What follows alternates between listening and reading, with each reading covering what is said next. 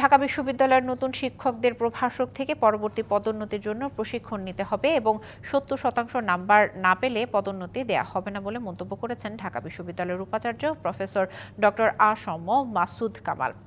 সকালে ঢাকা বিশ্ববিদ্যালয়ের IQSC এর উদ্যোগে কুমিল্লা বার্ডের ময়নামতি অডিটোরিয়ামে শিক্ষকদের ১৪ দিনব্যাপী ফাউন্ডেশন কোর্স এবং প্রশিক্ষণের উদ্বোধনী অনুষ্ঠানে তিনি এ মন্তব্য করেন। অনুষ্ঠানে আরও উপস্থিত ছিলেন ঢাকা বিশ্ববিদ্যালয়ের উপাচার্য প্রফেসর ডক্টর মোহাম্মদ সামাদ, কোষাধ্যক্ষ প্রফেসর মমতাজ উদ্দিন আহমেদ, কুমিল্লা বার্ডের মহাপরিচালক সাইফুদ্দিন আহমেদ সহ বিশ্ববিদ্যালয় মঞ্জুরি কমিশনের অনেকে। ১৪ দিন ব্যাপী প্রশিক্ষণে ঢাকা বিশ্ববিদ্যালয়ের ৪৮টি ডিপার্টমেন্ট থেকে ৫৮ নবীন শিক্ষক অংশ নেয়।